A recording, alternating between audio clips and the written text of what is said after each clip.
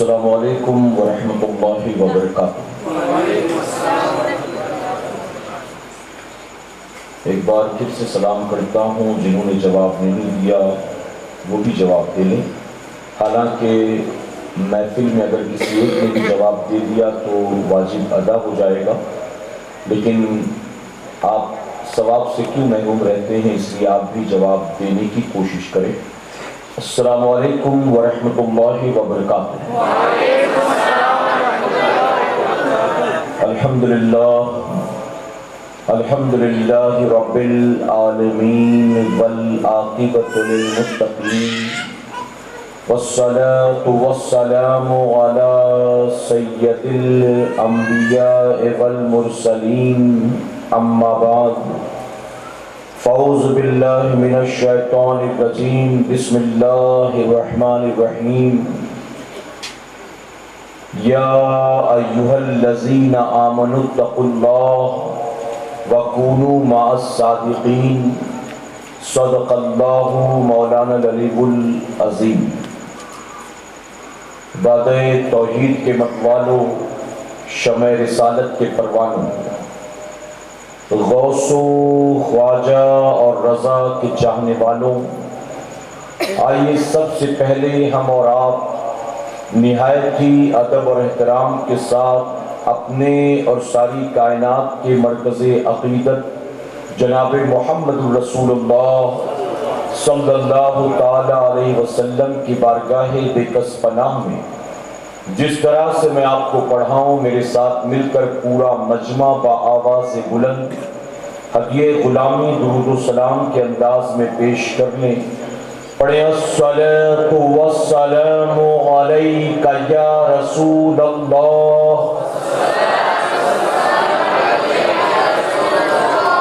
الصلاۃ والسلام علیک یا حبیب اللہ، الصلاۃ والسلام علیک یا نبی اللہ، وعلی آلک واصحابک یا نور اللہ، صلی اللہ تعالی علیہ وسلم۔ رب کعبہ کی بارگاہ میں دعا ہے، مولا اپنے حبیب صاحب الاولاق صلی اللہ تعالی علیہ وسلم کے صدق و طوفین ہم تمام حاضرین اور سامعین کو تو دم واپسی تک حق کہنے، حق سننے اور اپنے حق والے بندوں کے دامن سے وابستہ رہنے کی توفیق نصیب فرما۔ ساتھ ہی بارگاہ رب العزت میں دعا ہے کہ میرے کریم ہم گناہ گاروں سیاکاروں کو، ہمارے والدین کو، ہماری قیامت تک آنے والی تمام نسلوں کو صحیح معنوں میں اصحاب رسول اور آل رسول سے سچی پکی محبت کی توفیق نصیب فرما، اور اپنے ان محبوبین کی محبتوں کا صلہ ہمیں دنیا اور آخرت دونوں جہاں میں نصیب فرما۔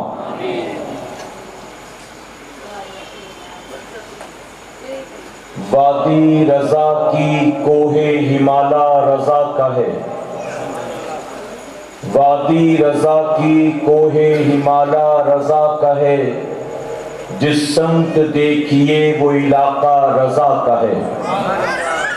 اور اگلوں نے تو لکھا ہے بہت علم دین پر، اگلوں نے تو لکھا ہے بہت علم دین پر، جو کچھ ہے اس صدی میں وہ تنہا رضا کا ہے۔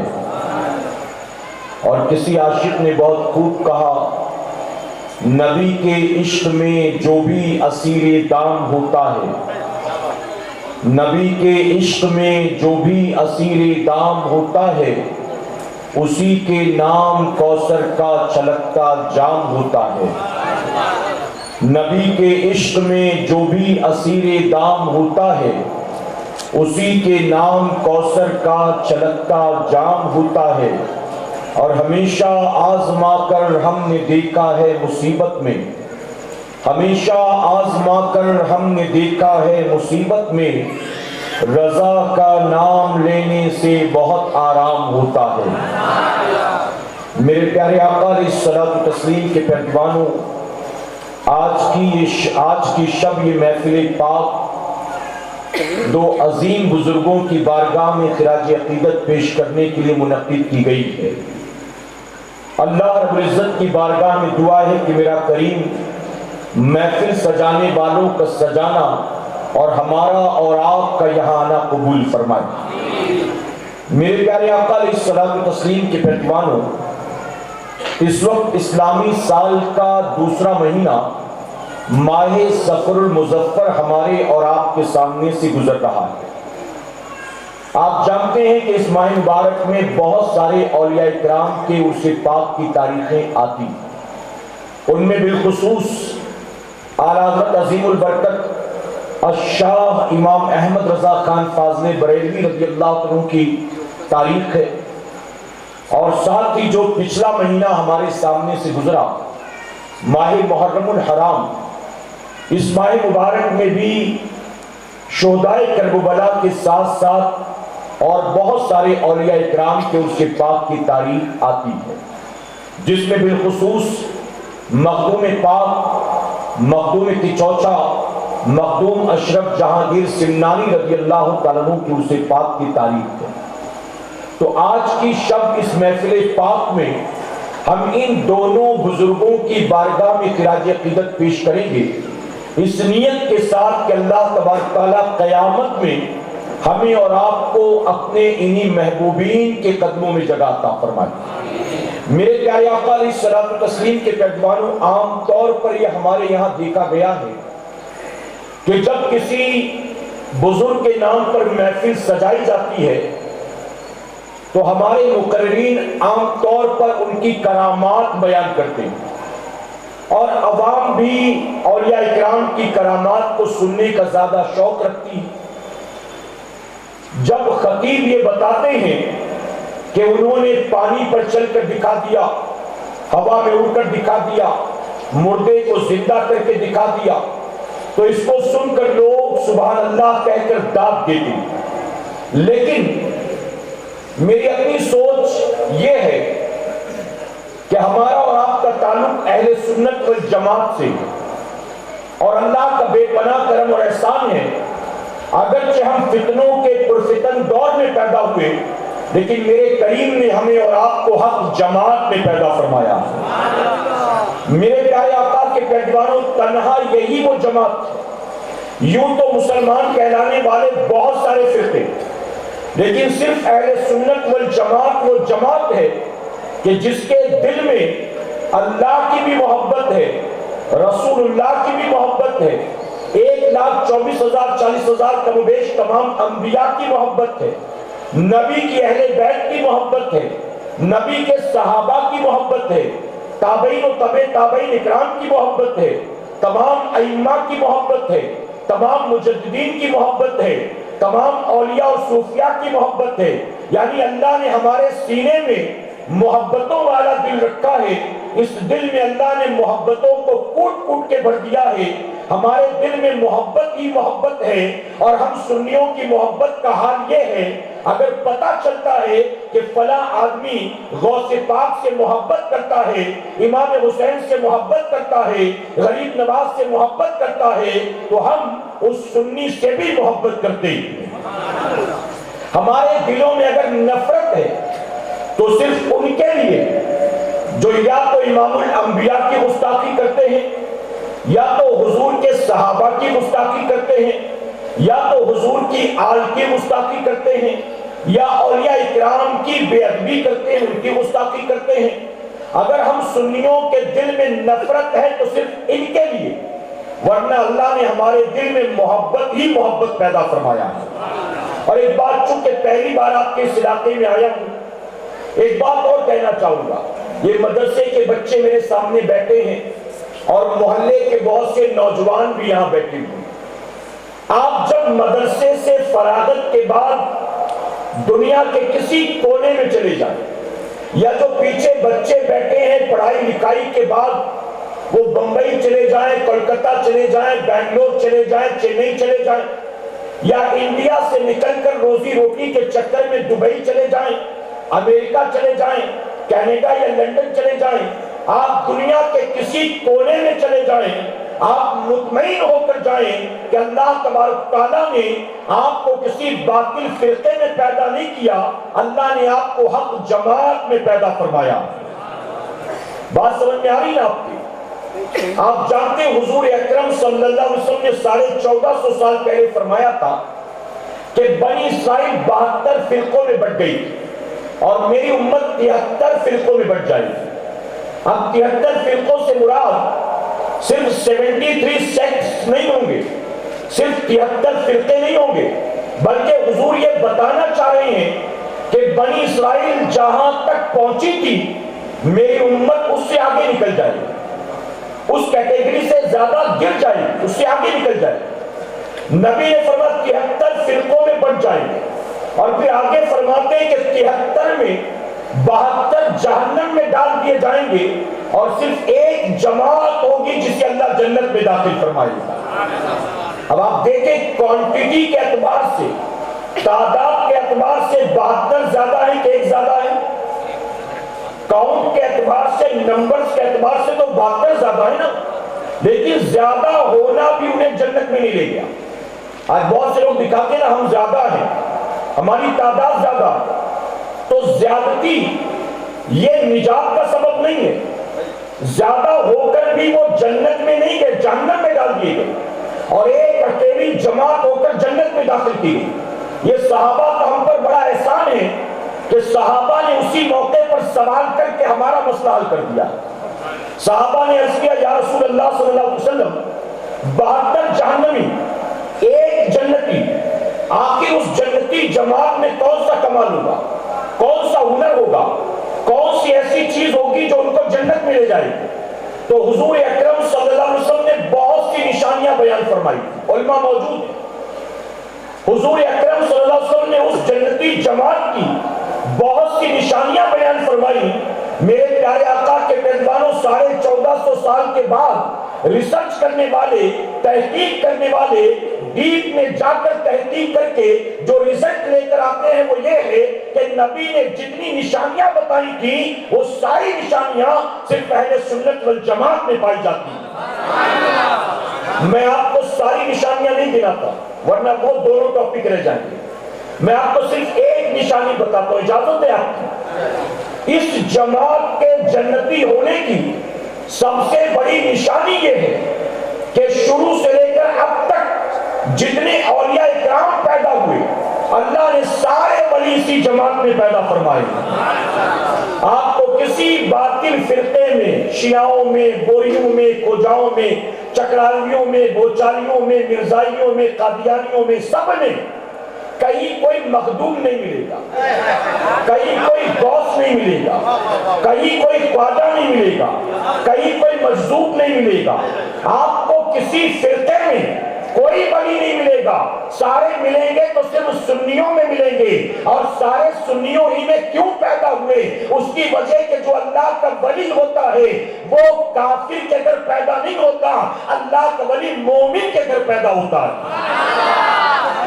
اللہ کا ولی بے ایمانوں کے گھر پیدا نہیں ہوتا، اللہ کا ولی ایمان والوں کے گھر پیدا ہوتا ہے۔ تو پتہ چلا یہ ایمان والوں کی جماعت ہے، کہ الحمدللہ یہ ایمان والوں کی جماعت ہے۔ اور میرے پیارے آقا کے پیروانوں، اب بات آئی تو ایک بات اور بتا دوں، جتنے ولی پیدا ہوئے سارے اسی جماعت میں۔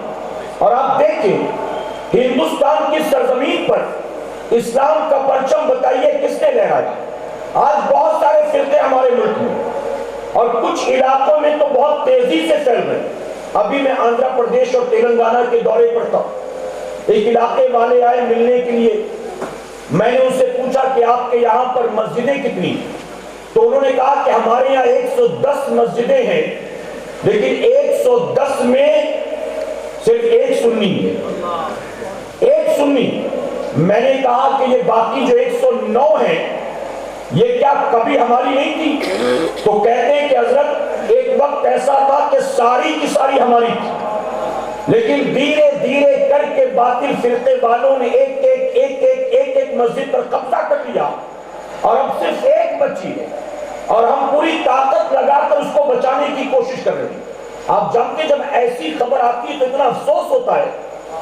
میں کہتا ہوں اگر آج آپ کا کوئی مکان ہو, آپ کی دکان ہو, آپ کا کھیت کھلیان ہو, آپ کے باغات ہو, آپ کی پراپرٹی ہو, ارے آپ کی زمین پر آپ کا اپنا سگا بھائی قبضہ کرنا چاہے, آپ اس سے مارا ماری پر آمادہ ہو جاتے ہیں, کورٹ کچہری پولیس اسٹیشن تک پہنچ جاتے ہیں. یہاں تک کہ میں نے یو پی بہار وغیرہ میں دیکھا ہے ایک بھائی بھائی کے خون پر آمادہ ہو جاتا ہے صرف پراپرٹی کو لے کر. میں نے کہا کہ تم اپنے گھر کی زمین کو ایک فٹ بھی کسی کو دینے کو تیار نہیں ہو, اپنے باپ دادا کے لگائے پیڑ کو کسی دوسرے کو دینے کو تیار نہیں ہو, اور ایک ایک کر کے اللہ کے گھروں پر باقی عقیدے والے قبضہ کر رہے تھے. تم کون سی غفلت کی نیند میں کھوئے ہوئے تھے؟ 109 مسجدیں ایک ایک کر کے چلی گئی, تم سوتے رہے, تم نشے میں ڈوبے تھے, تم نیند میں تھے, کہاں تھے تم؟ میرے پیارے آقا کے پیغمبر, اسی کو شاعر مشرق ڈاکٹر اقبال نے کہا تھا, مسجد تو بنا لی شب بھر میں ایمان کی حرارت والوں نے, مسجد تو بنا لی شب بھر میں ایمان کی حرارت والوں نے, من برسوں پرانا پاپی تھا مر کر بھی نمازی ہو نہ سکا. من اپنا پرانا پاپی تھا مر کر بھی نمازی ہو نہ سکا. مسجدیں بنتی, ابھی میں جھارکھنڈ کے دورے پر تھا, جمعہ کے بیان کے لیے مسجد میں گیا, اس پورے علاقے میں گاؤں میں 3000 کی آبادی, 3000 میں 1200 گھر مسلمانوں کے, 1800 غیر مسلموں کے, اور چونکہ شادیوں کا سیزن تھا 80% لوگ اپنے گھر پر تھے, یعنی کولکتہ والے, بامبے والے, بنگلور والے جو کمانے جاتے وہ سب بھی اپنے گاؤں میں تھے. 80% مسلمان اپنے اپنے گھر میں تھے. جمعہ کی نماز پڑھنے کے لیے جب میں گیا, 3 فلور کی نئی مسجد تھی, 3 فلور کی. فرسٹ فلور پر جمعہ کا بیان تھا, نماز کا وہی انتظام تھا, اور وہ فرسٹ فلور بھی پوری طرح بھرا نہیں تھا. توجہ ہے آپ کی, 1200 میں 80% لوگ تھے, فرسٹ فلور بھی پورا بھرا نہیں تھا. میں نے صدر صاحب سے, سیکرٹری صاحب سے, خزانچی صاحب سے پوچھا آپ کس مسجد کا ٹوٹل بجٹ کتنا ہے؟ تو انہوں نے کہا 6 کروڑ روپے. مسجد کا ٹوٹل بجٹ 6 کروڑ. میں نے کہا سارے آگے نماز پڑھنے تو بھی 1 فلور نہیں بھرا, پھر 3 فلور آپ کیوں بنا رہے ہیں؟ کون کا یہ پیسہ اور بھی بہت سارے کاموں میں یوٹیلائز ہو سکتا تھا. آپ کم سے کم ایک اسپتال بنا لیتے چھوٹی موٹی مسلمانوں کے لیے, انگریزی میڈیم کا اسکول بنا لیتے اپنے گاؤں میں غریب بچوں کے لیے. ارے اس پیسے کو اور یوٹیلائز کرتے تو جانتے ہو بات کرتے کرتے کیا پتا چلا.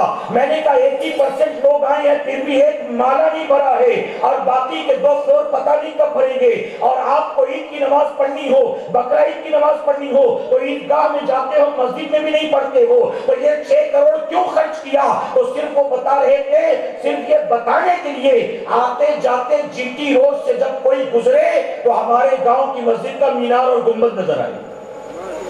صرف گنبد اور مینار دکھانے کے لیے قوم کے 6 کروڑ وہاں لگا رہے. تو مسجد تو بنا لی شب بھر میں ایمان کی حرارت والوں نے, من اپنا پرانا پاپی تھا مر کر بھی نمازی ہو نہ سکا. تو ایک ایک کر کے مسجدوں پر قبضہ ہو رہا ہے. مسلمان جمعہ کی 2 رکعت کے علاوہ 5 وقت پڑھنے کو تیار نہیں. غلط تو نہیں کہہ رہا ہوں. آج جمعہ کی نمازیں جو پڑھ کر لوٹے ہوں گے, یوں ہاتھ اٹھا کر گواہ بنانا گناہ نہ ہوتا تو میں ابھی کہتا کہ کون کون ہے جو فجر کی نماز میں سویا تھا ہاتھ اٹھائے, کون ہے جو جمعہ پڑھ کے لوٹا تو اثر پڑھنے نہیں گیا ہاتھ اٹھائے, کون ہے جس نے مغرب نہیں پڑھی عشاء نہیں پڑھی ہاتھ اٹھائے. میرے پیارے آقا علیہ الصلوۃ والتسلیم کے پیغمبروں ہفتے میں ایک بار جمعہ کی 2 رکعت پڑھ کر لوٹتے ہیں تو کتنے واپس آتے ہیں اثر پڑھنے, مغرب پڑھنے, عشاء پڑھنے. میں معذرت کے ساتھ کہوں گا میرے بھائی, کربلا والوں کے نام پر ہم نے نہ جانے کتنی رسمیں پیدا کر لی. کربلا والوں کے نام پر قوم کے ہر سال کروڑوں روپے خرچ ہوتے ہیں, لیکن آپ نے کبھی دیکھا ہے 1 محرم سے لے کر 11-12 محرم تک شہدائے کربلا کے نام پر محفلیں, جلسے, لنگر, تعزیہ, میلہ, علم, نیازیں، دیگیں، شربت، سبیل، کھچڑا، یہ سب ہم کر کے گزر جاتے ہیں، لیکن کروڑوں روپے قوم کے خرچ کرنے کے بعد اپنی مسجدوں کا رخ کر کے دیکھو، ایک نمازی کا بھی اضافہ ہوتا ہے؟ بتاؤ۔ میں کہتا ہوں ہر مسجد میں اگر دو نمازی بڑھ گئے ہوتے امام حسین کے نام پر، ہم سمجھتے کہ اللہ نے یہ پیسہ خرچ کرنا قبول فرما لیا۔ محض رسمن یاد کر کے گزر جانا یہی کافی نہیں ہے۔ میرے پیارے آقا کے پہلوانوں کو میں عرض کر رہا تھا، آج بہت سارے فرقے وجود میں آ چکے، تیزی کے ساتھ پھیل رہے ہیں، بلکہ میں تو کہتا ہوں کہ آج کے دور میں دو چیزیں زیادہ چلتی ہیں، ایک ہے سیلفی اور دوسرا ہے سیلفی۔ یہ دو چیزیں بہت زیادہ ٹرینڈنگ ہیں، بہت تیزی سے پھیل رہی ہیں میرے پیارے آقا کے پیروانوں، اور دونوں چیزیں خطرناک ہیں۔ سیلفی سے جان کا خطرہ ہے اور سیلفی سے ایمان کا خطرہ ہے۔ آپ شاید سمجھ نہیں رہے ہوں گے سیلفی سے مراد کیا ہے۔ وہ جو یا ہاتھ باندھ کے نماز پڑھتے ہیں نا، وہ جو فرقہ تیزی سے پھیل رہا ہے اس وقت، سعودی عرب کی ٹوٹل فنڈنگ جس کے لیے، بلکہ بہت سارے ان کی جماعت کے مبلغین جو اس وقت کام کر رہے ہیں، تیزی سے پیر پھیلا رہے ہیں، چاہے وہ ذاکر نائک ہو، چاہے وہ میراج ربانی ہو، چاہے وہ توصیف الرحمان، میرے پیارے آقا کے پہلوانوں، ان سب کا اسی باطل فرقے سے تعلق ہے، اور چونکہ فائنینشلی یہ لوگ بہت اسٹرانگ ہیں، اس میں تیزی کے ساتھ یہ پیر پسار رہے ہیں، لیکن پھر بھی آپ کو ایک بات جو کہنا چاہتا ہوں وہ یہ ہے کہ اگرچہ ہندوستان میں یا پوری دنیا میں باطل فرقے تیزی سے پھیل رہے ہیں، لیکن آپ کو ماننا پڑے گا ہندوستان کی سرزمین پر اسلام کا پرچم کسی چکرالوی نے نہیں لہرایا ہے، کسی بھوچالوی نے نہیں لہرایا ہے، کسی مرزائی نے نہیں لہرایا ہے، کسی قادیانی نے نہیں لہرایا ہے، کسی شیعہ بوری یا کھوجا نے نہیں لہرایا ہے، کسی سو کالڈ اہل قرآن یا اہل حدیث نے نہیں لہرایا ہے۔ ہندوستان کی سرزمین پر اسلام کا پرچم کسی نام نہاد تبلیغی جماعت نے نہیں لہرایا ہے، بلکہ اسلام کا پرچم لہرایا ہے تو میرے خواجہ غریب نواز نے لہرایا۔ اور غریب نواز گستاخ رسول کا نام نہیں ہے، عاشق رسول کا نام ہے۔ غریب نواز نبی کی آل کا نام ہے۔ اور یہ بھی سن لو، غریب نواز غیر مقلد کا نام نہیں ہے، امام اعظم ابو حنیفہ کے مقلد کا نام ہے۔ ہم اور آپ سنی ہیں، ہم اور آپ حنفی ہیں۔ وجہ کیا ہے؟ وجہ یہ ہے کہ جنہوں نے ہندوستان میں 90 لاکھ سے زائد لوگوں کو کلمہ پڑھایا، وہ کلمہ پڑھانے والے سنی تھے اور حنفی تھے، اس لیے ہمیں اور آپ کو غریب نواز کے ذریعے ایمان بھی ملا اور امام اعظم جیسا امام بھی ملا۔ اور جو یہاں آپ مانتے کہتے کسی امام کو نہیں ماننا، میں کہتا ہوں جس کو ایمان ہی نہیں ملا اس کو امام کہاں سے ملے گا؟ جن کو ایمان ملا ہے انہیں کو امام ملا۔ میرے پیارے آقا کے پیروانوں، مخدوم اشرف جہانگیر سمنانی رضی اللہ عنہ، آپ جانتے تاریخ انسانی میں دو بادشاہ ایسے جنہوں نے اللہ کی رضا کے لیے اپنے تخت و تاج کو چھوڑا، وہ دو کون؟ ایک ہے ابراہیم بن ادہم رضی اللہ عنہ، یہ بلخ کے بادشاہ تھے۔ ایک رات بستر پر سو رہے تھے اور آپ سمجھ سکتے ہیں کہ بادشاہ کا بستر کتنا آرام دہ ہوگا، مزے کی نیند، گہری نیند سو رہے تھے۔ اچانک محل کی چھت پر کسی کے دوڑنے کی آواز سنائی دی۔ بادشاہ کی آنکھ کھل گئی، ڈانٹ کر کہا رات کے سندھیرے میں میرے محل کی چھت پر کون دوڑتا؟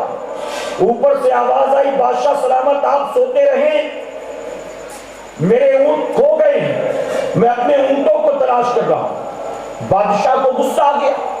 ابراہیم بن ادہم نے ڈانٹ کر کہا اے شخص تو کون ہے؟ ارے اگر اونٹ کھو گئے ہیں تو گمشدہ اونٹ کہیں محل کی چھتوں پر ملتے ہیں، جا جا کر جنگلوں میں ڈھونڈ، صحرا میں ڈھونڈ، بیابان و میدان میں ڈھونڈ، کہیں کھوئے ہوئے اونٹ محل کی چھتوں پر ملتے ہیں۔ اوپر سے آواز آئی بادشاہ جیسے گمشدہ اونٹ محل کی چھتوں پر نہیں ملتے، ایسے ہی اللہ بھی نرم بستروں پر نہیں ملتا۔ یہ غیبی آواز کا سننا تھا۔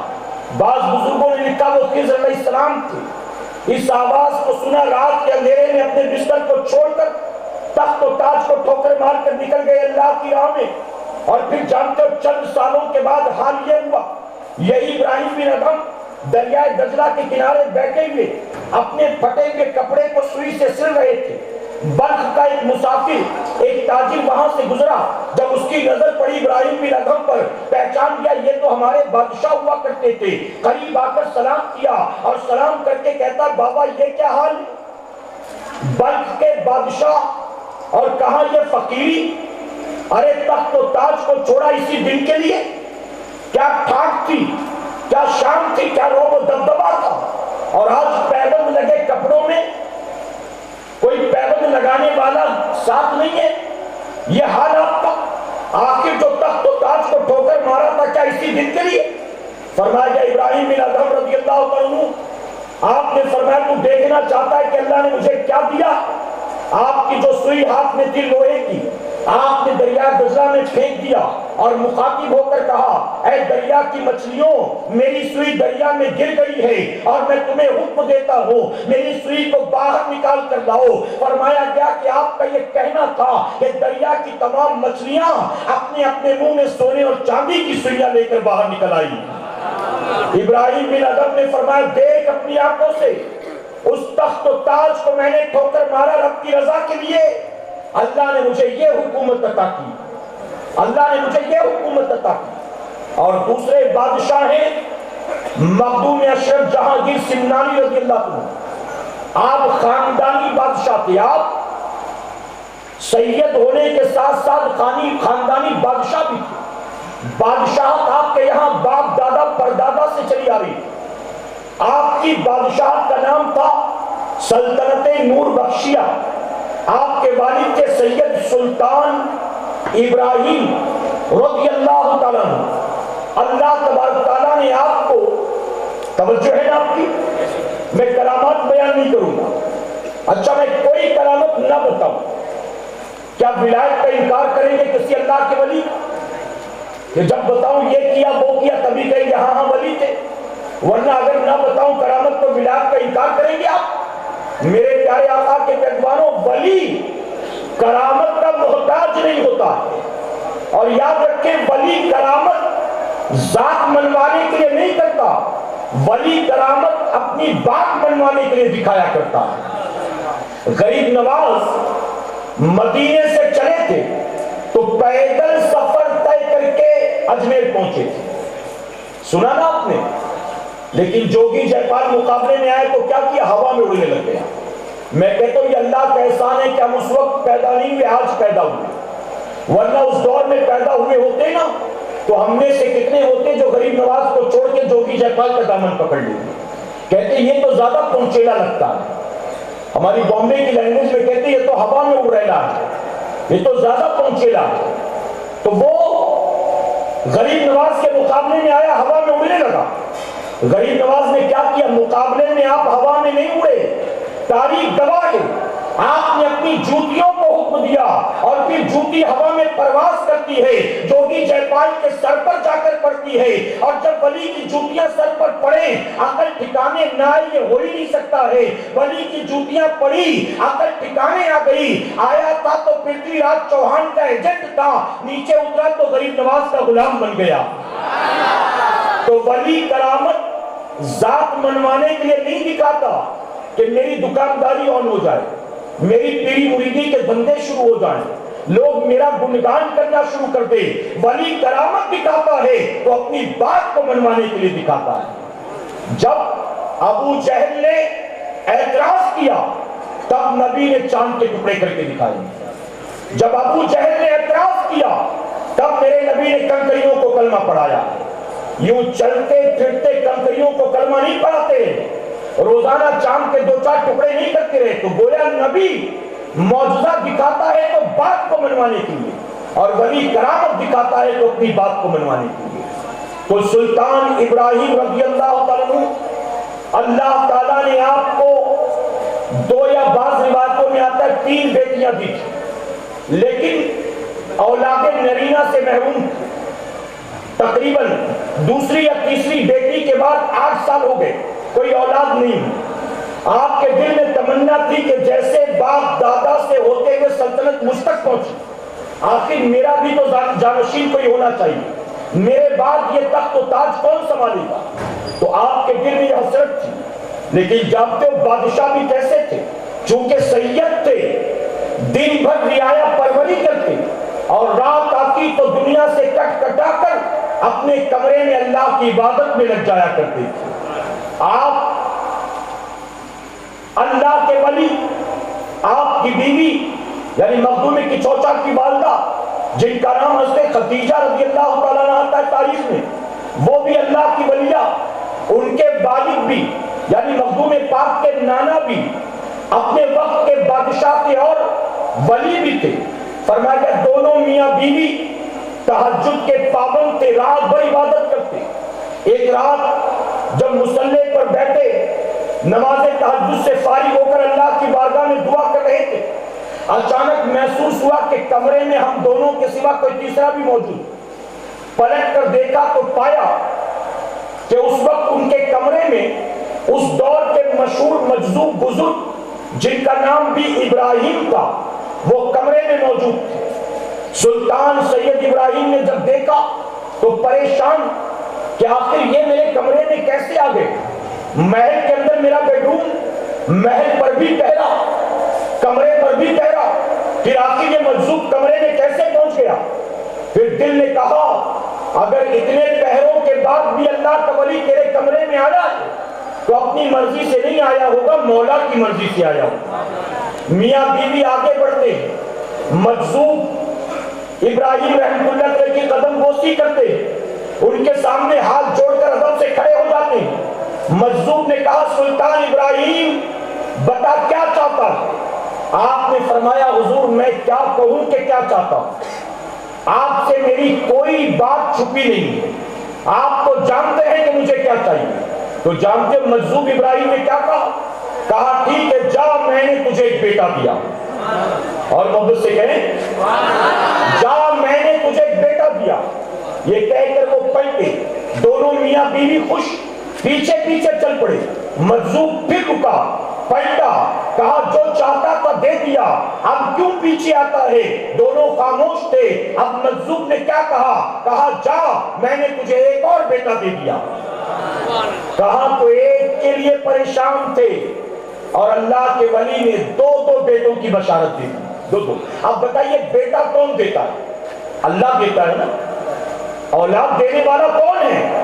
اللہ ہے۔ مجذوب کہہ رہا جا میں نے تجھے بیٹا دیا۔ قرآن مقدس میں عیسیٰ علیہ السلام حضرت مریم کے پاس آئے اور آ کر کہا میں تمہیں بیٹا دینے کے لیے آیا ہوں۔ تو اب بتائیے بیٹا دینے والا کون ہے؟ عیسیٰ علیہ السلام۔ اور بیٹا دینے والے نہیں، بیٹا دینے والا تو اللہ ہی ہے۔ عیسیٰ علیہ السلام تو محض ذریعہ، اولاد دینے والا حقیقت میں اللہ ہے۔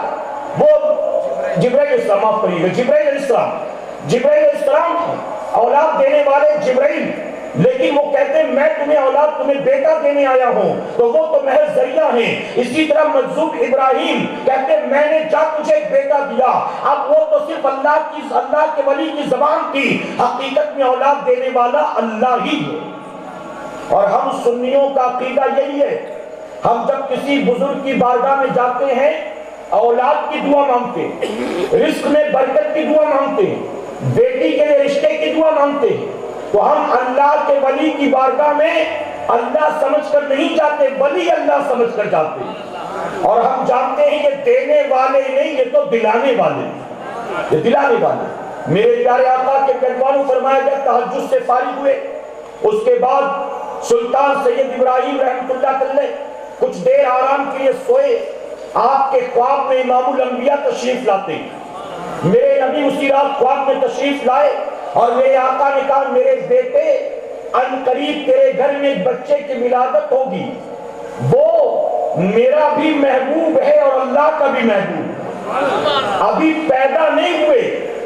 نبی فرماتے میرا بھی محبوب اللہ کا بھی محبوب، اور صرف اتنی پر بات ختم نہیں ہوئی۔ آقا نے فرمایا جب تیرے گھر بیٹے کی ولادت ہو تو ابراہیم اس بچے کا نام سید اشرف رکھنا، اور محبت سے کہیں۔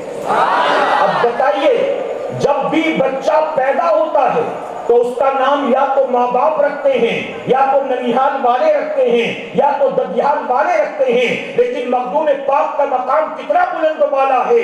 ان کی ولادت سے پہلے خواب میں آ کر میرے آقا خود ان کے لیے نام دے کر جا رہے ہیں۔ فرمایا گیا پھر بیٹے کی ولادت ہوئی، مخدوم پاک جب آپ کی ولادت ہوئی تو آپ کے والدین نے بڑی خوشی منائی، سیلیبریٹ کیا، اولاد نرینہ کے انتظار میں تھی، اللہ نے عطا کی، اب سیلیبریٹ کیا گیا، لیکن کس انداز میں؟ جیسے ہم کرتے ویسے نہیں، ڈی جے بجا کر، تالیاں بجا کر، ٹھمکے لگا کر نہیں، بلکہ خوب صدقہ خیرات کیا گیا، لنگر لٹائے گئے، غریبوں میں تحفے تحائف بانٹے گئے، یوں اظہار خوشی کی گئی۔ اور فرمایا گیا جب مخدوم پاک 4 سال 4 مہینے 4 دن کے ہوئے تو ان کی بسم اللہ خوانی کی گئی، اور جب بسم اللہ خوانی کی گئی فرمایا گیا کہ 7 سال کے ہوئے، آپ سوچیں 4 سال 10 مہینے 4 دن آپ کی بسم اللہ خوانی ہوتی ہے، اور جب 7 سال کے ہوتے ہیں تو آپ نے 7 قیت کے ساتھ قرآن مقدس کو حفظ فرما لیا۔ اب ان کرامات پر آپ سبحان اللہ نہیں بولتے ہو۔ 4 سال 10 مہینے آپ کیلکولیٹ کریں تو ٹوٹل کتنا ٹائم؟ 7 سال میں 7 قیت کے ساتھ قرآن کو حفظ کر لیا۔ میرے پیارے آقا کے پیغمبروں جب 14 سال کے ہوئے تو اس دور میں جو علوم پڑھائے جاتے تھے آپ نے 14 سال کی عمر میں ان تمام علوم پر مہارت حاصل کر لی تھی، یعنی آپ عالم بھی بن گئے تھے، فاضل بھی بن گئے تھے، ساتھ ہی ساتھ چونکہ بادشاہ زادے تھے اسی دوران آپ کو گھڑ سواری بھی سکھائی گئی، تلوار بازی بھی سکھائی گئی، تیر اندازی بھی سکھائی گئی، یعنی آپ مدرسے کی پڑھائی کے ساتھ ساتھ یہ ساری چیزیں بھی سیکھ رہے تھے۔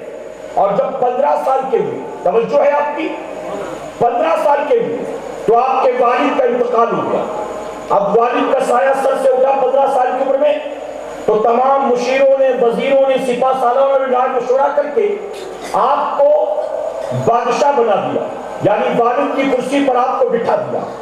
اب آپ نے جیسے ہی بادشاہ کی باغ ڈور سنبھالی، ایک پڑوسی ملک کا بادشاہ جس نے کئی بار آپ کے ملک پر حملہ کیا تھا لیکن ہمیشہ منہ کی کھا کر گیا تھا، اس نے سوچا بڑا اچھا موقع ہاتھ لگا، سلطان ابراہیم کا انتقال ہو گیا، 15 سال کا بیٹا کرسی پر بیٹھا بادشاہ اور سلطان بنا، اسے جنگی تدبیریں معلوم نہیں، اسے حکومت کے معاملات معلوم نہیں، ایسے میں فائدہ اٹھا کر ہم حملہ کرتے ہیں، یقیناً ان کے ملک کو ہم فتح کر لیں گے۔ میرے پیارے آقا علیہ الصلوۃ والتسلیم کے پیغمبروں جب اس نے یہ منصوبہ بندی کی، فوج تیار کرنے لگا، یہاں آپ کے وزیروں کو، سپاہ سالاروں کو، مشیروں کو پتا چلا، ان لوگوں نے کہا کہ ہم سلطان کو تکلیف نہیں دیں گے بلکہ ہم تیاری کرتے ہیں اور اس کا مقابلہ ہم خود کریں گے۔ جب مخدوم پاک کو پتا چلا کہ فلاں ملک کا بادشاہ حملہ ور ہونے والا اور مجھے بنا بتائے ہوئے فوج کی تیاری شروع کر دی گئی ہے اور یہ مقابلہ کرنے کو جاتے ہیں، تو مخدوم پاک نے سب کو بلایا اور بلانے کے بعد کہا اس جنگ میں میں بھی تمہارے ساتھ چلوں گا، اگرچہ مجھے جنگ کا کوئی تجربہ نہیں ہے لیکن میں اس جنگ میں چلوں گا اور جنگ کی قیادت بھی کروں گا۔ تو لوگوں نے کہا کہ حضور ہم چاہتے ہیں کہ تھوڑے سال اور گزر جائیں، اس کے بعد پھر آپ میدان جنگ میں چلیے گا، ابھی آپ نہ چلیں، ابھی ممکن ہے کہ اس کا مقابلہ کرنا آپ کے لیے دشوار ہو۔ تو مخدوم پاک نے کیا کہا؟ آپ نے فرمایا سنو، اگرچہ مجھے جنگوں کا کوئی تجربہ نہیں ہے لیکن اس بات کو فراموش مت کرو، میری رگوں میں امام حسین کا خون دوڑ رہا ہے، میں نے اب تک کوئی جنگ لڑا نہیں لیکن رگوں میں خون تو امام حسین کا ہی نا، اور پھر تاریخ شاہد ہے آپ کی قیادت میں جنگ لڑی گئی اور وہ بادشاہ پہلے جس طرح سے رسوا اور ذلیل ہوتا رہا اس سے کئی گنا زیادہ اس مرتبہ ذلیل و خوار ہو کر اپنے منہ کی کھا کر واپس گیا۔ میرے پیارے آقا کے پیغمبروں آپ نے 25 سال کی عمر تک حکومت کی لیکن حال اور معاملات والد کی طرح تھے، یعنی دن بھر حکومت کے کام انجام دیتے، لوگوں کے مقدمے سنتے، فیصلے فرماتے، اور رات آتی تو دنیا سے کٹ کٹا کر اللہ کی عبادت میں لگ جاتے۔ جانتے جب عبادت میں لگتے تو خضر علیہ السلام اکثر آپ کے پاس آتے اور آ کر کہتے تھے اے سید اشرف، ایک میان میں 2 تلواریں نہیں رہ سکتی، اے سید اشرف، بادشاہت اور فقیری یہ دونوں چیزیں ایک ساتھ نہیں رہ سکتی۔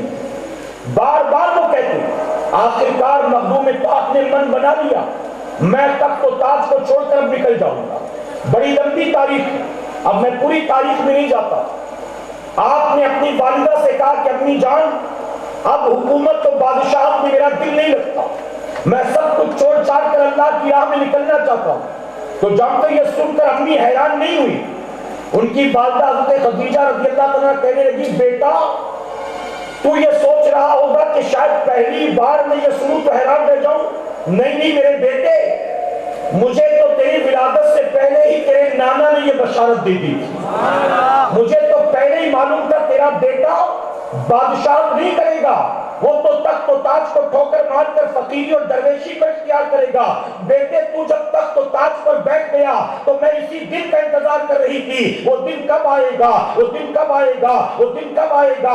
آخرکار وہ دن آ گیا میرے بیٹے، میں تیرے راستے کا روڑا نہیں بنوں گی بلکہ میں خوشی خوشی تجھے رخصت کروں گی۔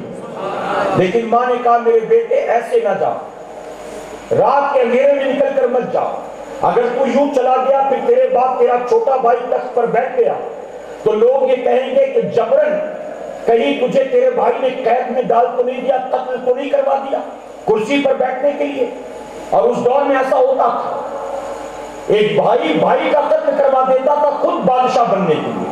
تو آپ نے فرمایا کہ لوگ یہ نہ سوچے تیرے بھائی کے بارے میں، اس لیے میرے بیٹے تو ایک فوج تیار کر، لشکر لے، وزیروں کو لے، خدام کو لے اور پوری شان و شوکت کے ساتھ شہر سے باہر نکل، لوگوں کو یوں محسوس ہو جیسے تو کسی ملک پر حملہ کرنے کے لیے جاتا ہے، اس طرح جائے گا تو کوئی پرابلم نہیں ہوگی۔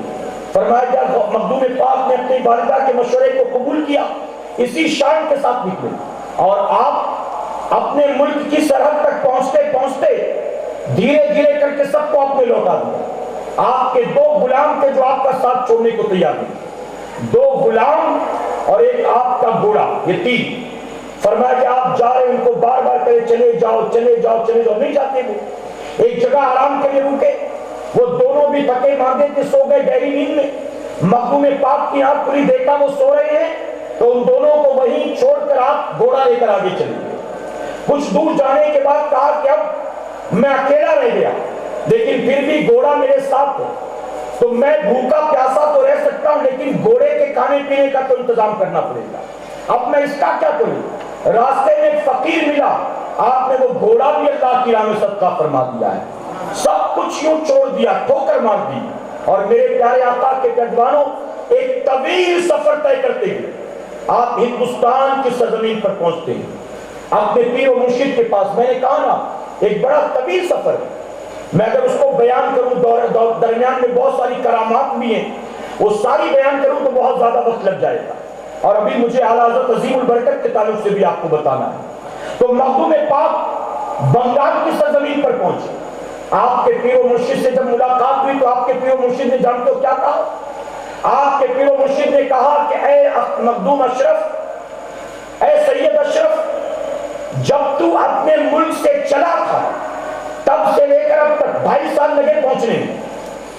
آپ کے پیر و مرشد نے کہا تب سے لے کر اب تک خضر علیہ السلام نے مجھے بار بار آ کر یہ خبر دی ایک شہباز نکلا ہے یہاں آنے کے لیے، اور ہر شکاری نے اپنے اپنے جال کو پھینک دیا لیکن میں اسے صحیح سلامت بچا کر آپ کی بارگاہ میں لانے والا۔ مخدوم پاک پہنچے، پیر و مرشد کی خانقاہ میں دیکھا کوئی مرید جھاڑو لگاتا تھا، کوئی پانی بھرتا تھا، کوئی مسافروں کے لیے دسترخوان تیار کرتا تھا، ہر مرید کی کوئی نہ کوئی ذمہ داری تھی۔ آپ نے اپنے پیر و مرشد سے کہا حضور کئی دن ہو گئے آپ نے میری کوئی ڈیوٹی نہیں لگائی، آپ مجھے بھی کوئی ذمہ داری دے دیں تاکہ خانقاہ میں رہ کر باقی پیر بھائیوں کی طرح میں بھی کچھ کام کیا کروں۔ تو جانتے ہو آپ کے پیر و مرشد نے کیا فرمایا تھا؟ آپ نے فرمایا کہ تمہیں اللہ نے خدمت کرنے کے لیے پیدا نہیں کیا ہے، اللہ نے تمہیں مخدوم بنا کر بھیجا۔ فرمایا اسی دن سے آپ کا لقب مخدوم مشہور ہو گیا۔ مخدوم میرے پیارے آقا کے پیروانوں، مخدوم پاک کی بہت ساری کرامات ایسی جو آج بھی ظاہر ہوتی ہیں کہ چوچا شریف کی سرزمین پر۔ آپ نے سنا ہوگا بڑا سے بڑا جن भूत शैतान चुड़ैल जो दुनिया में कहीं ना निकल सके मखदूम पाक की अदालत में पेश कर दो, जैसा भी होगा उसे छोड़कर भागना पड़ेगा, जैसा भी। ये सारी चीजें इस बात का इजहार करती हैं अल्लाह का वली जमीन के ऊपर जैसे जिंदा होता है जमीन के नीचे भी वैसे ही जिंदा हुआ करता है। मेरे प्यारे आका इस्लाम तस्लीम के पैदवानों, कई करामात का ज़ुहूर हुआ, जानते फरमाया कि मुझे इस वक्त बुजुर्ग का नाम याद नहीं आ रहा है, हाँ, मखदूम बिहारी रहमतुल्लाह अलैह। आप जब सफर करते करते बिहार शरीफ पहुंचे तो आपके मखदूम बिहारी रहमतुल्लाह अलैह ने अपने मुरीदों से कहा था कि कल मेरा इंतकाल होने वाला, कल जब मेरा इंतकाल हो जाए, तवज्जो है ना आपकी, जब मेरा इंतकाल हो जाए मुझे गुस्ल देना, कफन पहनाना, लेकिन नमाज़े जनाजा ना पढ़ाना। सुबह एक मुसाफिर आएगा, वो मुसाफिर उसके अंदर 3 खूबियां होंगी। सबसे पहला तो वो सैयद होगा, दूसरा वो तख्त और ताज को ठोकर मार कर आया होगा, तीसरा वो किरत सबा का मारी होगा, सबा किरत का कारी होगा, वही मेरी नमाज़े जनाजा पढ़ाएगा। जब आप सुबह शहर में दाखिल हुए, लोग मुंतजिर थे, आपको देखा, आपसे पूछा आप सैयद हैं? कहा, कहां से आए हैं? आपने बताया कि मैं वहां से तख्त ताज को छोड़कर आया। कहा आप कारी भी हैं? कहा। तो लोगों ने कहा कि हमारे पीर मुर्शिद की वसीयत की आप नमाज जनाजा पढ़ाई। आपने नमाज जनाजा पढ़ाई। नमाज जनाजा के बाद जब सब फारिग हो गए, तदफीन हो गई, उसके बाद सब दाएं बाएं होकर जाने लगे। आपने कहा रुको सुनो, आपके पीर मुर्शिद ने जो वसीयत की थी एक पर तो आपने अमल कर लिया, दूसरी बाकी है। लोगों ने कहा दूसरी कौन सी? तो आपने फरमाया कि आपके पीर मुर्शिद ने मखदूम बिहारी रहमतुल्लाह ने फरमाया था कि वो जो मेरी नमाज जनाजा पढ़ाएगा ये मेरा पैरहन तोहफे के तौर पर उसके हवाले कर देना, ये मेरा जुब्बा उसको दे देना। तो तुमने पहली वसीयत पर तो अमल किया, दूसरी क्यों नहीं? लाओ उनका जुब्बा मुझे दो। तो मुरीदों ने कहा कि हुजूर हम चाहते तो थे देना, लेकिन दिल नहीं मानता। उसकी वजह कि हमारे पीर का जुब्बा है, पीर का तबर्रुक है। आप मुसाफिर आदमी हैं, लेकर चले जाएंगे, पीर भी गया, पीर की निशानी भी गई, कम से कम तबर्रुक होगा तो उनके बाद बरकत तो हासिल करेंगे, इसलिए हम देना नहीं चाहते आपको, आप नाराज ना हो।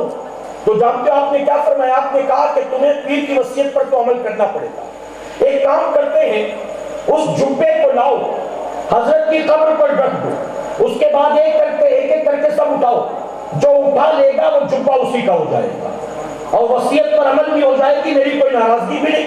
लोगों ने कहा ठीक है, फौरन लेकर आए, रख दिया। रखने के बाद आपने कहा उठाओ। अब जो सबसे करीबी मुरीद था उसने कोशिश की तो नहीं उठा सकता, दूसरे ने, तीसरे ने, चौथे ने, अरे लाकर रखा तो जुब्बा था, उठाते हैं तो पहाड़ बन गया था, किसी से हिलता ही नहीं। आखिर में मखदूम पाक ने उठाया, हैरान रह गए लोग, हम न उठा सके, इसने उठा लिया। आपने उठाया, उनके पैरहन मुबारक को जेबे तन किया, थोड़ी देर पहनने के बाद उतारा और उतारने के बाद मुरीदों के हवाले कर दिया। आपने कहा बरकतें मैंने ले ली है, तबर्रुक तुम रख लो। मालूम हुआ मखदूम पाक भी बता रहे हैं अल्लाह के वली के तबर्रुकात बरकत वाले होते हैं, और पता चला वलियों के तबर्रुकात से बरकत हासिल करना आज के बरेलियों का तरीका नहीं है, सदियों पहले के मुसलमान भी ये किया करते थे। और ये अमल आम मुसलमानों का नहीं है, अल्लाह के वलियों का ही अमल है।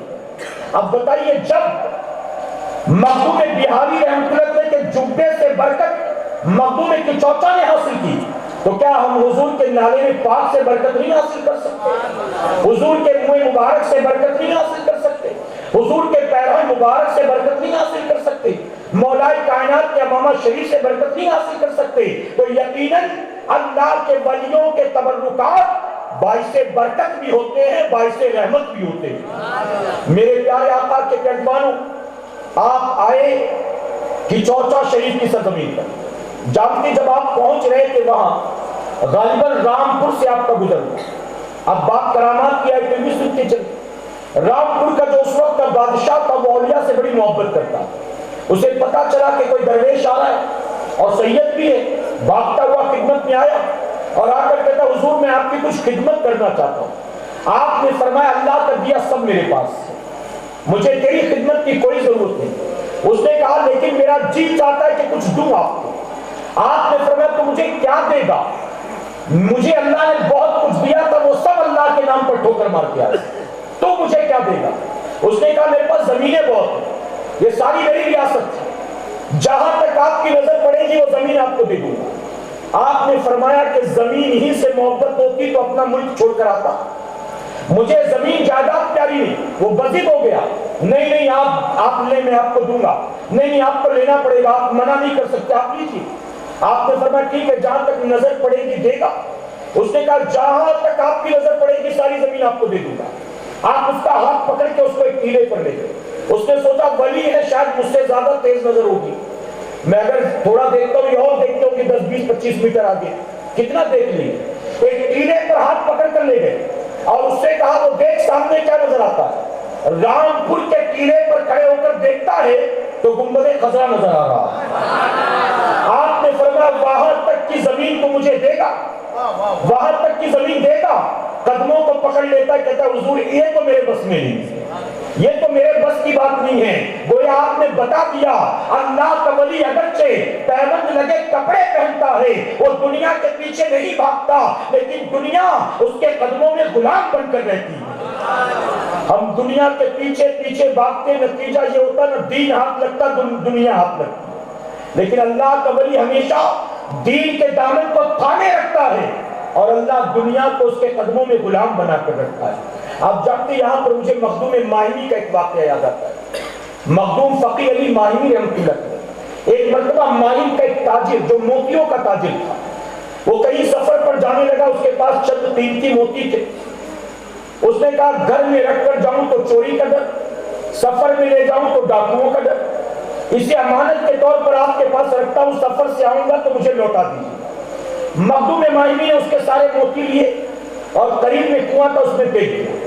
اب وہ حیران، یہ کیا کیا آپ نے فرمایا کیا ہوا؟ اس نے کہا میں نے امانت کے طور پر دیا تھا۔ آپ نے فرمایا تمہیں امانت کے طور پر دیا نا، جا سفر پر، جب لوٹے گا تجھے دے دوں گا۔ اس نے کہا میں سفر پر نہیں جاتا، ابھی واپس کر دیا، میں سفر پر ہی نہیں جاؤں گا، ابھی دیجیے۔ آپ نے فرمایا اطمینان سے جا سفر پر، پریشان نہ ہو، ہم امانت میں خیانت کرنے والے لوگ نہیں، ہم دے دیں گے۔ اس نے کہا میں جاتا ہی نہیں، مجھے دے۔ آپ فرماتے اچھا ابھی چاہیے؟ میں تو کنویں میں اترنے والا نہیں، اب تجھے ابھی چاہیے تو جا خود اتر کر لے۔ اب مرتا کیا نہ کرتا، چونکہ مال اس کا تھا، بیچارہ جیسے تیسے کنویں کے اندر اترا۔ جب کنویں کے اندر گیا تو جا کر دیکھ کر حیران، کنویں میں اس کو مٹی پتھر کنکر نظر نہیں آتے۔ مخدوم ماہمی نے جو اس کے موتی پھینکے تھے، اس پورے کنویں میں چاروں طرف وہ موتی ہی موتی نظر آتے ہیں۔ حیران ہو کر باہر نکلتا ہے، قدموں کو تھام لیتا ہے۔ اللہ کے ولی نے بتا دیا اللہ کا ولی دنیا کے پیچھے نہیں بھاگتا ہے، اس کے ہاتھوں میں دین کا دامن ہوتا ہے اور دنیا اس کے قدموں میں غلام بن کر رہتی ہے۔ میرے پیارے آقا کے پیروانوں، اب چلیں دوسرے پہلو کی طرف۔ اعلیٰ حضرت عظیم البرکت الشاہ امام احمد رضا خان فاضل بریلوی رضی اللہ عنہ کی ذات۔ آپ نے ابھی سنا ہندوستان میں اسلام کا پرچم کس نے لہرایا؟ جی ارے میں پہلی بار آیا ہوں، آپ لوگ ایسے ہی سنتے ہیں کیا؟ میں نے تو بڑی تعریف سنی آپ کے علاقے کی، آپ تو رسپانس بھی نہیں کرتے۔ اچھا میری تقریر نعرے والی نہیں ہوتی لیکن سبحان اللہ والی ہوتی ہے، تو سبحان اللہ تو بولنا ہی چاہیے۔ آپ محبت سے کہیں تو ہندوستان میں اسلام کا پرچم کس نے لہرایا؟ جن کو نہیں معلوم ان کو بھی پتہ چل جائے اور بلند آواز سے کہیں کس نے لہرایا؟ ایشیا کے اکثر ملکوں میں جو اسلام پھیلا ہے یہ غریب نواز کی محنت کا نتیجہ ہے۔ غریب نواز کی ٹوٹل ایج جانتے کتنا ہے؟ 95 سال، اور 95 سال میں آپ نے تقریباً 97 لاکھ لوگوں کو کلمہ پڑھایا۔ 97 لاکھ، اللہ اکبر۔ اور 97 لاکھ جن کو غریب نواز نے کلمہ پڑھایا، آج تک وہ صرف 97 لاکھ نہیں ہیں، ارے وہ 97 لاکھ کے یہاں بچوں کی ولادت ہوئی، ان کے یہاں ان کے یہاں ان کے یہاں نسل آباد ہوتی چلی گئی، اور آج وہی 57 لاکھ کروڑوں میں تبدیل ہو گئی۔ ہم محفلوں میں کہتے ہیں کسی ایک کو لاؤ گے اپنے ساتھ، اگر وہ ایک بار سبحان اللہ بولے گا تو اللہ اس کی سبحان اللہ کا ثواب اس کو بھی دے گا، آپ کو بھی دے گا۔ سنا ہے نا آپ نے؟ یہ علماء بھی بیان کرتے ہیں، مبلغین بھی۔ آپ نے اگر کسی کو نمازی بنا دیا، جب تک وہ نماز پڑھے گا اس کے سجدوں کا ثواب اللہ اس کو بھی دے گا اور نمازی بنانے والے کو بھی اللہ عطا فرمائے گا۔ اب ذرا سوچیں، ایک آپ کا لایا کوئی بندہ سبحان اللہ کہے، اس پر اللہ آپ کو دگنا ثواب دے۔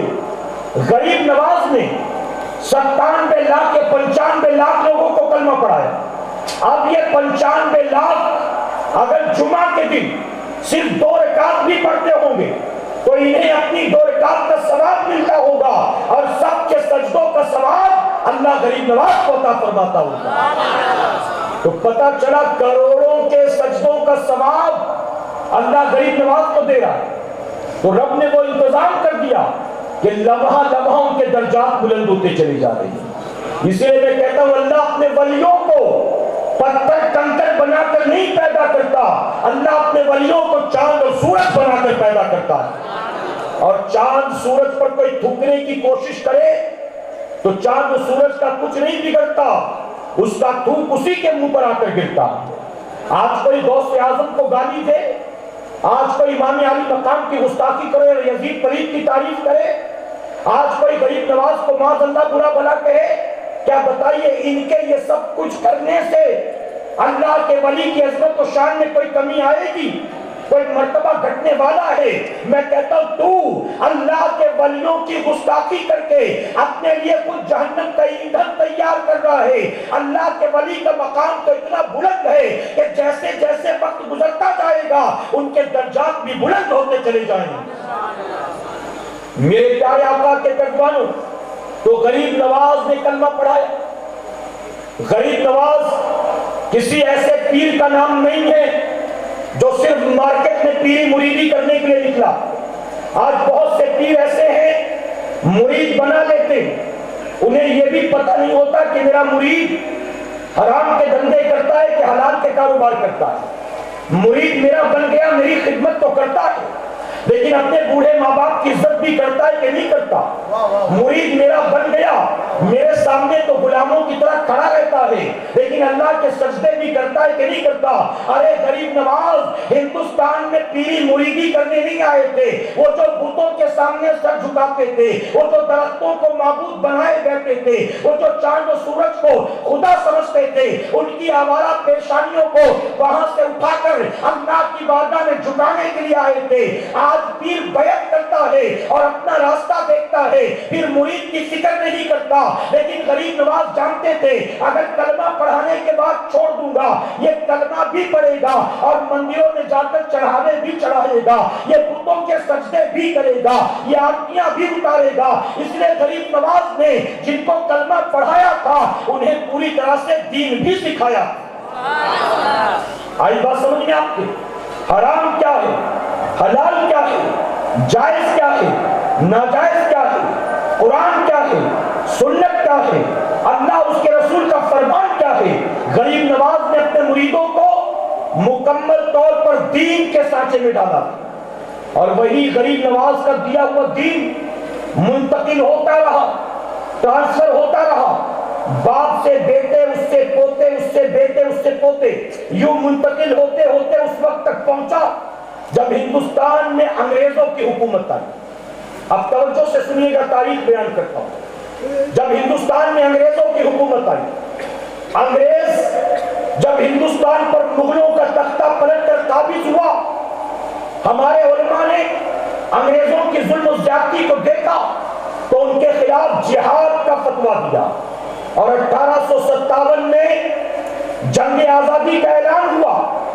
اور ہمارے علماء آج جو لوگ کہہ رہے ہیں کہ مدرسوں کا شدھی کرن کیا جائے، مدرسوں میں بم بنانا سکھاتے ہیں، مدرسوں میں دہشت گردی سکھائی جاتی ہے، مدرسوں میں صرف جہاد کی ٹریننگ دی جاتی ہے، مدرسوں میں آتنکوادی پیدا کیے جاتے ہیں۔ تاریخ اٹھا کر دیکھ لو اپنے ملک کی، اس ہندوستان کی سرزمین پر انگریزوں کا مقابلہ کرنے کے لیے یونیورسٹی سے کوئی نہیں آیا تھا، سب سے پہلے آئے تھے تو مدرسے میں پڑھنے والے علماء اور پڑھانے والے علماء آئے تھے ان کے مقابلے میں۔ علامہ فضل حق خیر آبادی نے فتویٰ دیا انگریزوں کے خلاف جہاد کا، اور پھر مسلمان مقابلے میں آیا انگریزوں کے۔ کشمیر سے لے کر کنیا کماری تک ہزاروں علماء کو درختوں پر لٹکا کر پھانسی دی گئی، سولی پر چڑھایا گیا، توپ کے منہ سے باندھ کر انہیں اڑایا گیا، سینکڑوں نہیں ہزاروں علماء کو شہید کیا گیا۔ پھر انگریز نے سمجھ لیا اس ملک میں سب سے زیادہ ہم کو خطرہ ہے تو ان کلمہ پڑھنے والوں سے۔ توجہ ہے آپ؟ انگریزوں نے اینالائز کیا اس ملک میں سب سے زیادہ خطرہ ہے تو ان مسلمانوں سے، اور مسلمانوں سے خطرہ کیوں نہ ہوتا؟ اس کی وجہ کہ انگریزوں نے حکومت بھی مسلمانوں سے چھینی، مسلمانوں سے سب سے زیادہ خطرہ۔ اب انگریزوں نے کہا ان مسلمانوں کو توڑا جائے، ان مسلمانوں میں ایک ایسا فتنہ پیدا کیا جائے کہ مسلمان کسی ایک عالم کی آواز پر متحد نہ ہو سکے، اپنے علماء کی آواز پر ایک پلیٹ فارم پر اکٹھا نہ ہو سکے۔ اس لیے انگریزوں نے مسلمانوں میں پھوٹ ڈالنے کی کوشش کی۔ اچھا، انگریزوں کو خطرہ تھا مسلمانوں سے۔ آج ہندوستان میں ہم تقریباً 20 یا 25%، لیکن آج بھی حکومت کے لیے لوگوں کو یہی کیا جاتا ہے کہ ہمارے کو مسلمانوں سے خطرہ۔ بتائیے ہے کہ نہیں؟ میرے پیارے آقا کے پیروانوں، پتہ چلا مسلمانوں کو ٹارگٹ اس وقت کیا جاتا ہے جب لوگوں کو اپنی کرسی بچانی ہوتی ہے، اپنے تخت و تاج کو بچانے کے لیے مسلمان کو ٹارگٹ کیا جاتا ہے۔ اب انگریزوں نے منصوبہ کیا مسلمانوں میں پھوٹ ڈالو، ان کو متحد نہ ہونے دو۔ تو انگریزوں نے کیا چال چلی جانتے ہو؟ انگریز جانتا تھا مسلمانوں کی سب سے بڑی طاقت ان کے نبی کی محبت ہے، عشق رسول ہے۔ عشق رسول کے نام پر یہ کبھی بھی ایک پلیٹ فارم پر جمع ہو سکتے ہیں۔ تو ان مسلمانوں کو نبی کے گنبد سے دور کرو، نبی کے در سے دور کرو، ان کے دل میں نبی کے لیے معاذ اللہ بغض و عداوت اور نفرت اور حقارت پیدا کرو۔ انگریز جانتا تھا اگر ہم کہیں گے نبی مر کر مٹی میں مل گئے تو مسلمانوں پر اس کا کوئی ایفیکٹ نہیں ہوگا۔ اگر ہم کہیں گے نبی کو پیٹ پیچھے کی خبر نہیں تو مسلمان کہے گا یہ عیسائی ہے، نبی کا دشمن ہے، ہماری باتوں کا اس پر کوئی اثر نہیں ہوگا۔ اس لیے انگریزوں نے کیا کیا؟ انگریزوں نے مسلمانوں کے درمیان رہنے والے ایمان فروشوں کو خریدا۔ وہ لوگ جو اسلامک اسکالر کہلاتے تھے، حکیم الامت کہلاتے تھے، اپنے مدرسے کے سربراہ کہلاتے تھے، اپنی جماعتوں کے لیڈر کہلاتے تھے، اپنے مدرسے کے بڑے بڑے ناظم اعلیٰ کہلاتے تھے، وقت کے مفتی کہلاتے تھے، ایسے لوگوں کو انگریزوں نے خریدنا شروع کیا، اور ایسے لوگوں سے پھر انگریزوں نے پیسے کے بلبوتے کتابیں لکھوائیں، لٹریچر تقسیم کروائے۔ اور جانتے ان کتابوں میں کیا لکھا تھا؟ کوئی لکھ رہا تھا نبی مر کر مٹی میں مل چکے ہیں معاذ اللہ، کوئی لکھ رہا تھا نبی کو پیٹ پیچھے کی خبر نہیں ہے، کوئی لکھ رہا تھا نبی سے زیادہ علم تو اللہ نے شیطان مردود کو دیا ہے، کوئی لکھ رہا تھا نبی قیامت میں اپنی بیٹی فاطمہ کے کام نہیں آئیں گے، کوئی لکھ رہا تھا اللہ بھی جھوٹ بول سکتا ہے۔ ہندوستان کا مسلمان پریشان تھا، ہم کریں تو کیا کریں؟ ارے وہ جو 1450 سال سے وہ جو غریب نواز نے ہمیں عقیدہ دیا تھا، وہ عقیدہ جو مدینے سے لے کر آئے تھے، وہ عقیدہ جو ہمارے باپ دادا کا تھا، وہ جو سب ہمارے باپ دادا کرتے چلے آئے تھے، آج ہم جب وہی سب کرتے ہیں ہمیں کہا جاتا ہے مشرک ہو گیا، کافر ہو گیا۔ ہندوستان کا مسلمان پریشان تھا، وہ ولی کی مزار پر جاتا، کہتے تو نے شرک کیا ہے، اگر وہ کھڑے ہو کر صلاۃ و سلام پڑھتا لوگ کہتے تو مشرک ہو گیا ہے، اگر وہ مصیبت میں یا اللہ کہہ کے بلا یا رسول اللہ کہہ کے بلاتا تھا یا غوث المدد کہتا تھا لوگ کہتے تو مشرک ہو گیا ہے۔ ہندوستان کا مسلمان پریشان تھا، ہمارے باپ دادا بھی عرس مناتے رہے، مزارات پر چادریں چڑھاتے رہے، وہاں جا کر منتیں مانگتے رہے، نذر و نیاز کرتے رہے، جلسے جلوس کرتے رہے، کھڑے ہو کر سلام پڑھتے رہے، لیکن آج جب ہم یہ کرتے ہیں ہم پر کافر کا فتویٰ لگایا جاتا ہے، ہم پر مشرک کہا جاتا ہے۔ ہم کریں تو کیا کریں؟ ہندوستان کا مسلمان کبھی مخدوم چوچا کی بارگاہ میں جاتا تھا، کبھی مخدوم ماہمی کی بارگاہ میں جاتا تھا، کبھی غریب نواز کی بارگاہ میں جاتا تھا، کبھی محبوب الہی کی بارگاہ میں جاتا تھا اور رو رو کر دعائیں کر رہا تھا، اے اللہ ہمارے ایمان و عقیدے کے لیے پھر سے اپنے محبوب کو بھیج دے، ہمیں پتہ نہیں ہے کہ صحیح راستہ کون سا ہے اور غلط راستہ کون سا ہے، اے اللہ ہمارے ایمان و عقیدے کی حفاظت کے لیے پھر سے ایک بار صدیق اکبر کو بھیج دے، اے اللہ عمر کو تلوار لے کر بھیج دے، مولا کائنات کو ذوالفقار حیدری کے ساتھ بھیج دے۔ ہندوستان کا مسلمان دن رات اولیاء کی چوکٹ پر رو رو کر دعائیں کر رہا تھا، اے اللہ ہمارے ایمان و عقیدے کی حفاظت کے لیے ارے کسی کو تو بھیج دے۔ آخرکار اللہ کی رحمتوں کو اپنے بندوں پر پیار آ گیا، اللہ کی رحمتوں نے پکار کر کہا اے میرے بندوں تم مجھ سے دوبارہ میرا محبوب مانگتے ہو، تم مجھ سے دوبارہ ابو بکر صدیق مانگتے ہو، تم مجھ سے دوبارہ عمر فاروق اعظم مانگتے ہو، عثمان غنی اور علی مانگتے ہو، میرا قانون تو یہ ہے کہ میرے قانون کے مطابق ری برت نہیں ہوتا ہے، پنرجنم نہیں ہوتا ہے، انسان ایک بار پیدا ہوتا ہے، موت کا مزہ چکھتا ہے، پھر اس کو قیامت میں حساب کتاب کے لیے اٹھایا جائے گا۔ میں تمہارے ایمان و عقیدے کی حفاظت کے لیے دوبارہ تمہیں اپنا محبوب تو نہیں دوں گا، لیکن تمہیں محبوب کا غلام بنا کر امام احمد رضا دے رہا ہوں۔ تم مجھ سے ابو بکر چاہتے ہو، میں تمہیں دوبارہ ابو بکر کو نہیں دوں گا، ابو بکر کی صداقت کا مظہر بنا کر میں تمہیں امام احمد رضا دے رہا ہوں۔ مجھے تم سے دوبارہ عمر مانگتے ہو، میں دوبارہ تمہیں عمر کو نہیں دوں گا، لیکن عمر کی عدالت کا پیکر بنا کر میں تمہیں امام احمد رضا دے رہا ہوں۔ تم مجھ سے دوبارہ علی مانگتے ہو، میں دوبارہ تمہیں علی تو نہیں دوں گا، لیکن علی کا سچا عاشق بنا کر میں تمہیں امام احمد رضا دے رہا ہوں۔ علی کے بازوؤں میں میں نے ذوالفقار کی طاقت رکھی تھی، احمد رضا کی انگلیوں میں میں قلم کی طاقت رکھ دوں گا۔ علی جب میدان جنگ میں اترتا تھا تو وہ صفوں کی صفیں پلٹ دیتا تھا، جس طرح سے گزر جاتا تھا لوگوں کو جہنم کی طرف روانہ کر دیتا تھا۔ میں احمد رضا کے قلم میں وہ طاقت رکھوں گا کہ وہ جب چلے گی تو لوگوں کے عقیدے کو بے نقاب کر دے گی، لوگوں کے باطل عقائد کو بے نقاب کر دے گی۔ اور میرے پیارے آقا کے پیغمبروں، اللہ نے اپنے بندوں کی دعا کو قبول کیا اور 10 شوال 1272 ہجری کو اسی ہندوستان کے صوبہ اتر پردیش کے بریلی شریف نام کے شہر میں، جسولی نام کے قصبے میں، خانوں کے عظیم خاندان میں ایک بچہ پیدا ہوا جس کا نام احمد رضا رکھا گیا، اور دنیا سنیت نے جسے اعلیٰ حضرت کے نام سے یاد کیا۔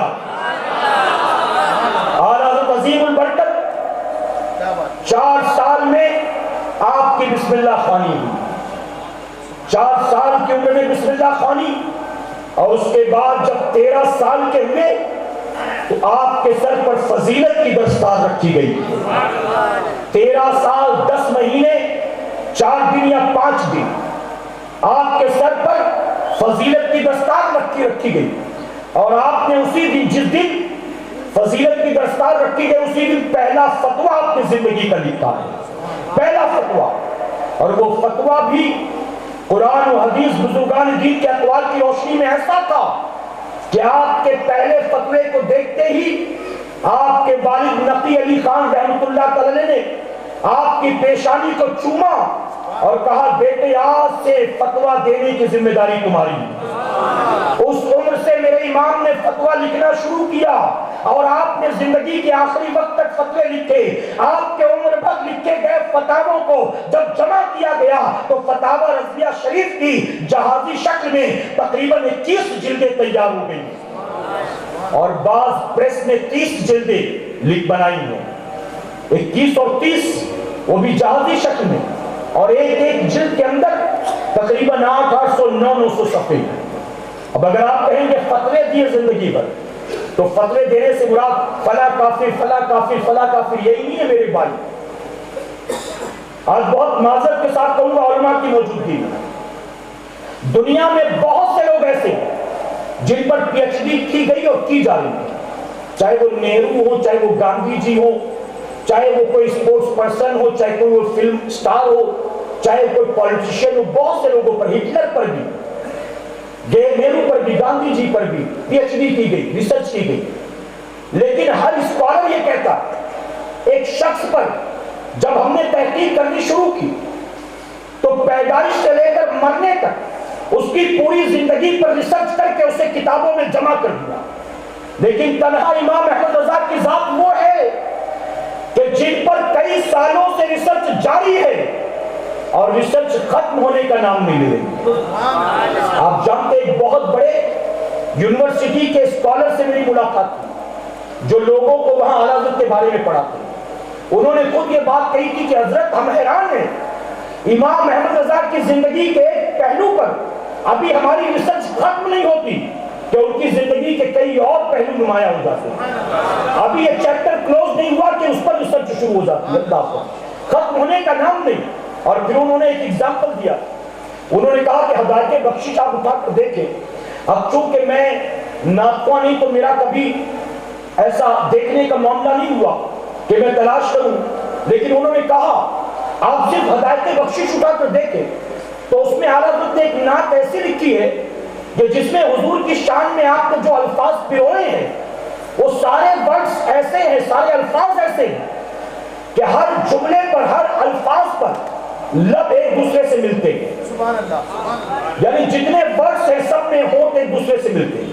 پوری نعت۔ اور کہتے ہم دیکھ کر حیران تھے، چند صفحے پلٹے تو ایک نعت ایسی بھی مل گئی کہ پوری نعت اعلیٰ حضرت نے لکھی، اور پوری نعت میں جو اعلیٰ حضرت نے حضور کی شان میں الفاظ جمع کیے ہیں، پوری نعت میں پوری نعت مکمل ہو جاتی ہے اور کسی الفاظ میں ہوٹ ایک دوسرے سے ملتا ہی نہیں، ایک نعت ایسی بھی ایک نعت ویسی بھی، کہتے ہم حیران دیکھ کر۔ تو میں نے کہا کہ یہ اعلیٰ حضرت نے ذہن میں رکھ کر ویسے ورڈز جمع کر کے اس نعت کو لکھا تھا۔ آخر یہ ہوا کہ محض اتفاق ہے کہ باقاعدہ پلاننگ تھی، کہتے آپ نے بہت اچھا سوال کیا، اب ہم اس پر ریسرچ کر رہے ہیں۔ وہ کہتے آپ نے بڑا اچھا سوال کیا، ہمیں بھی نہیں پتا، ہم بھی ریسرچ کر رہے ہیں۔ تو امام احمد رضا کی ذات وہ ذات ہے جس پر ریسرچ ختم ہونے کا نام دے رہے ہیں۔ ہمارے ملک کے علاوہ کئی ملک ایسے ہیں جہاں آپ پر تحقیق جاری ہے اور کئی لوگوں نے آپ پر پی ایچ ڈی کر لی ہے، اور میرے پیارے آقا کے پیغمبروں، میرے امام کو کتنے علوم پر مہارت کی آپ جانتے ہیں۔ دنیا کی جو سب سے بڑی یونیورسٹی ہے آکسفورڈ یونیورسٹی میں تقریباً 32 یا 36 علوم پڑھائے جاتے ہیں، لیکن اعلیٰ حضرت پر جو تحقیق سامنے آئی ہے اس تحقیق کے مطابق ریسرچ کرنے والوں نے بتایا ہے امام احمد رضا خان فاضل بریلوی کو اللہ نے 104 علوم پر مہارت عطا فرمایا۔